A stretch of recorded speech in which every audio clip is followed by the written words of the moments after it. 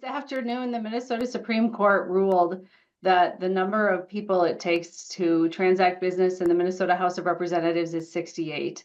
That means that if neither caucus has an outright majority, that nothing can happen unless we work together. This is what Democrats have been saying since the election, that we need to work together in order to get things done. And we are anxious to get together with Republicans, and we're hopeful that the court's order now enables us to move forward and reach a negotiated agreement so that Democrats and Republicans will be working together at the Minnesota State Capitol. In the first 2 weeks of the session, we Democrats have been focusing on work in our districts because Republicans refuse to engage into negotiations with us relating to power sharing that respects the fact that the Minnesota voters delivered a tied Minnesota House of Representatives. The only way we will be able to organize the House, elect a speaker, form committees, and do the work of the session is if we collaborate with each other. Democrats continue to stand by, ready to work with Republicans to get our work together in St. Paul underway. Jamie? We went to court to try to protect the will of the voters, and the court has made clear that the GOP's actions of the last 2 weeks have been illegitimate. All we're asking is for the House GOP to respect the will of the voters in Shakopee and the will of the voters when we return to a tie. The GOP is attempting to grab power to kick out Representative Tabke, who won an election, won a recount, and won a court challenge. The court, in fact, found that it was mathematically impossible that he lost. It would be an appalling and unprecedented abuse of power to throw out an election and disenfranchise the 22,000 Minnesotans who voted in Shakopee in November. It's time now for the House GOP to recognize the will of the voters of Shakopee. Representative Brad Tabke won and deserves to be seated and to represent the residents of his district. With that, we'll take questions. First up is Ben Henry with KSTP. Hey, appreciate a few minutes today. With Aaron Paul not challenging, how does this impact your reasoning for not showing up to the Capitol? Well, what we need to do is work with Republicans to determine how we're going to move forward. And I think their decision not to appeal the Supreme Court case shows an acknowledgement that what the trial court issued is a well-founded decision based on the facts and the law, and that Brad Tabke won the election. So certainly if Republicans agree not to use their temporary one-seat advantage to kick out Brad Tabke, that would expedite our return to the state capitol. Representative Niska also today made clear that the court opinion wasn't relevant to them, that they are moving forward with kicking out Representative Tabke, regardless of the decision of the court. And so that is the issue that we need to resolve. We need to be able to get to a point where they are respecting the will of the voters of Shakopee. Next question was Peter Callahan, and he said, what does it mean that the court did not issue a writ? So it's my understanding that in 1971, when the Minnesota Supreme Court ruled in the Palmer case, they did not have to give explicit instructions to the Minnesota Senate. They merely found the legal issue to be the case that the lieutenant governor couldn't vote in Senate functions, and then they figured that would be enough guidance for the Senate to figure things out from there. So what the court is essentially saying to Republicans and Democrats today is get back to the negotiating table. We don't need to fill in the lines for you. We don't need to connect the dots. You are fully capable of doing that and get to that work. Corin, Fox 9. Hey, so curious, given the tensions that have developed over the last 2 weeks, whether this, calls into question do you need to get something in writing, basically, is what I'm asking, because what's to stop them from, seizing the reins of power again when it's still 67-66? Yeah, all of the deals that get reached at the Minnesota State Capitol have to be in writing. And we really need that assurance from Republicans that they're going to respect the will of the voters and they're going to respect the electoral power that voters gave to Democrats in the last election. So the only power that we have in this moment when there is a one-seat advantage is the power to deny quorum. With regard to tension, Democrats, we're not tense. We want to go to the Capitol. We want to team up and work with Republicans. I can think of all sorts of co-chair pairs that are ready to get going, have continued to be in conversation during this whole time. So there doesn't need to be any tension. We can come up with an agreement that respects both sides, comes up with a win-win, and gets us all back at the Capitol working together very soon. Mary Murphy, Forum. Hi, you may have answered this with Peter's question, and I know you can't speak for the court, but can you give me your interpretation of the unclean hands portion of the order and what that meant to you? No, I can't interpret that for you. It's a very short order. I think the reason why the order is very short is the court gave us the most critical information that we needed, and that is that a quorum is 68. In other words, we can't do anything without each other. The rest of the court's reasoning we'll see later when they issue a longer written decision. It's also clear that because a quorum is 68, that means that anything that happened after Secretary Simon determined that there was not a quorum was illegitimate and not legal. That means all of the so-called committee meetings that have happened, that means the so-called committees that were organized, that means the so-called election for a presiding officer. None of that stuff is valid, and we have to figure out together how we're going to move forward. Michelle Griffith, Reformer. Hi, thanks. So will Democrats be back at the Capitol on Monday, or are you going to wait until a special election fills the 40B seat? Democrats are reaching out to Republicans asking that we get back to the negotiating table right now. I am starving for dinner, so my first proposal was that we start with dinner and that we get to the Capitol and that we don't leave until we have a negotiated agreement so that we can all be there together on Monday. Quinn Gorham. Can you guys hear me okay? Yes. Leader Damon's statement on this says it's time for the walkout to end, time to stop delaying session. It seems like they're really sticking with this whole DFLers aren't doing their job sort of narrative. Is that concerning rhetoric to you guys? Well, the decision just came out, so it's going to take folks a bit to sit with the decision and then strategize and think about how they want to move forward. Democrats' denial of quorum is a negotiating strategy. It's something that's been used all over the country in legislatures. And we are working. And so I understand the point of view of Republicans that it's frustrating we're not at the Capitol. And it's not our aim to frustrate Republicans. It's our aim to come to an agreement where we can work together at the Capitol. So my hope is that now that the Minnesota Supreme Court has provided clarity that we need each other in order to function, that we can get back to the negotiating table and figure out a way that we can work together. Just to briefly follow that, I mean, does the fact that that was their first statement after this ruling came out, bode not very well for those negotiations? Well, I think when people get a decision from a court and they haven't really had time to sit with it, you can't expect a really long drawn out analysis immediately. I think people have to take some time, read it, reread it, think about the implications. What does this mean for us going forward? So I don't take anything from initial comments. I'm really focused on the conversations that we will have that get us set up to work together. And Peter Callahan had a follow-up to his initial question on the writ, and he asked, was it respect for separation of powers? The court will speak for itself. I think you can interpret the decision and the oral argument from the words that the court used. I think that the court was very clear that they needed to decide this issue, that it is absolutely their job to interpret the Minnesota Constitution.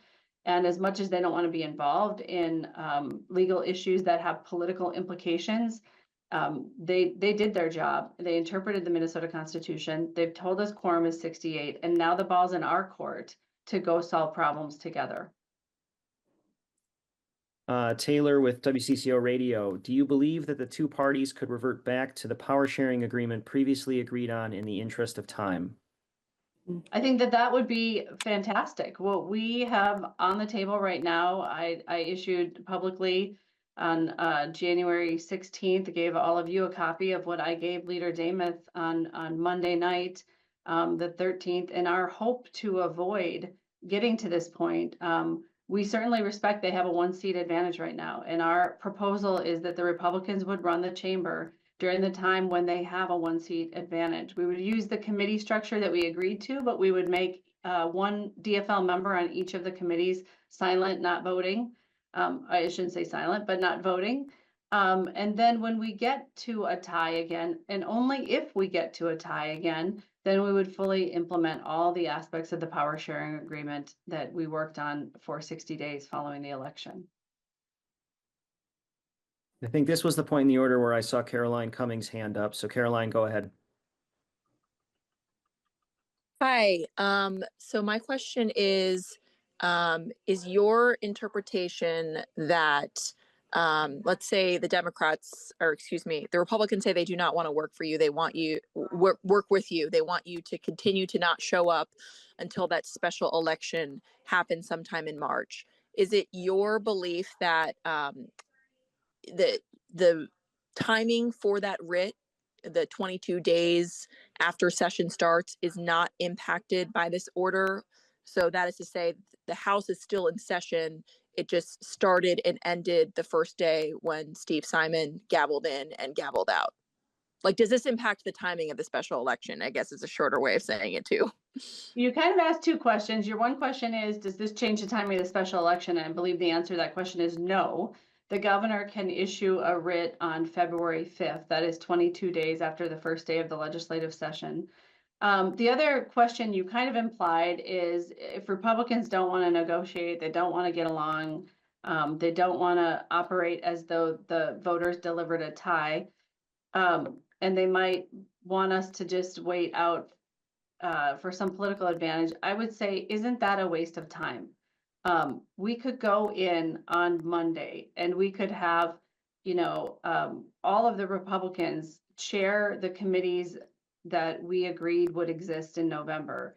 They could determine what the agendas are. They could call witnesses. They could run the chamber from now until middle of March. So why would we want to throw 6 weeks of time away that Republicans could choose to function as though they were a 68 vote majority, just because we want to score political points? See, that's the campaign season. That's what voters expect us to do during the campaign season, is take shots. But we're in legislative session now. And so I think if the Republicans were to make a decision like that, that would be very unfortunate. But just to clarify, you don't believe that this in some way would restart the session. It would effectively nullify everything House Republicans have done because they have not met that threshold. But the session started on January 14th when it comes to the timeline by which the governor will follow for issuing the writ for special election. That's right. The first day of the legislative session is defined in law, and it happened on January 14th. Thank you. Next is Eric Escala. Madam Speaker, so the status of Representative Tabke is what's keeping you from returning, or is that too simple? That is too simple. There's two things. There's at least two things, but the two most important things are respecting the will of the voters statewide who delivered a tie, which means when we get to 67, we should be in power sharing, but respecting the will of the voters in Shakopee in particular, and committing that they're not going to oust Brad Tabke. It would be the first time in history that a caucus kicked out somebody that a court found should be there. Now, if the Republicans really thought they had a strong claim on the Tabke election case, they'd be taking it up to the Minnesota Supreme Court. I don't think it's a good practice here in the state of Minnesota to have politicians throwing out each other's elections. In the past, the only time this has ever happened before, the action that was taken by the House was consistent with a finding by the Minnesota Supreme Court. One more just to follow up. When does this start? When does the stalemate begin to affect the work product of the House? Well, I understand from the governor's office that the February forecast is in its full form going to be delayed because our budget forecaster, I think they're called Global Insights, is going to be issuing their part of the state budget forecast late.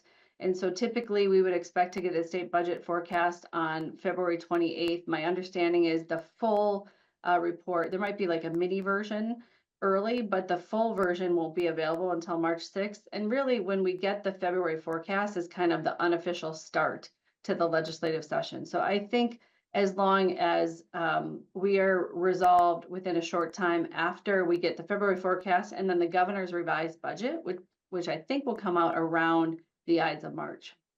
Thanks. Alex from the Pioneer Press. Thanks, Ted. Just had a question about the lead up to this situation. I think it's safe to say that we wouldn't be in this position if a DFL House candidate didn't mislead voters about his address. And I'm just wondering what you might say to a voter who has a problem with the House DFL boycotting session, despite the situation being one of its own candidates making. Well, the commentary that I read from former Republican Speaker Steve Swigum in the Hill newspaper in DC suggested that in recognition of that fact that Republicans should run the chamber until we return to a tie. And then when there is a tie, that there has to be parity. Just the practicality of it is that when the House is tied 67-67, the Minnesota House can't do anything unless it does it in a bipartisan way. That's what the Minnesota Supreme Court ruled today. So I agree with a guy I didn't agree with very often, though I did from time to time, former Republican Speaker Steve Swigum, and we should do exactly what he suggested. That's exactly the offer that the Senate GOP took on their side, which is that when there is an advantage, then they will allow whomever is in the advantage to run the chamber. And when there's a tie, they will have power sharing. That's very common sense. Appreciate it. Thanks. Danny, Carol Evan. Yeah, apologies if this has been asked in some form already. The Chief Justice yesterday called the House completely dysfunctional. Regardless of who at home is going to blame which party for what's happening, how do you restore trust in the public in Minnesota? I think we get back to work. We go back to the negotiating table immediately, and then we go back to work together as soon as possible. Rochelle Olson with the Strib asked, have you had any response to your request to restart negotiations tonight? Scanning through the text messages that I've received since we've been on here, I don't have any from Leader Tamath. And same vein, Michelle Griffith asked, when was the last time you held negotiations with Leader Damath? I proposed a resolution prior to the oral argument on Thursday. So Wednesday afternoon, we met and I made another offer. Quinn Gorham. What's that most recent offer look like? I know at some point that involved kind of ceding the majority over to Republicans temporarily, and then with the agreement that would eventually come back to the power sharing agreement. Is that still kind of where things are at? What do you anticipate this will look like when you guys get back to the negotiating table? The offer that's on the table is the one that we've sent to all of you, the January 13th offer. I've tried to mix things up, but I've been pretty consistent, and I think it's the common sense place where most Minnesotans are. I can't remember which reporter I was talking to was like, wait a minute, so you agree that they would run it? Well, they have the 1-seat advantage, and then you just want power sharing when you're tied? And I said, yes. And it's kind of like the average person on the streets take of what's the simplest, most common sense way to resolve the outstanding issues. Okay, I don't see any other questions in the chat. So unless there are any final questions, I think we can wrap it up there. Thanks, everyone.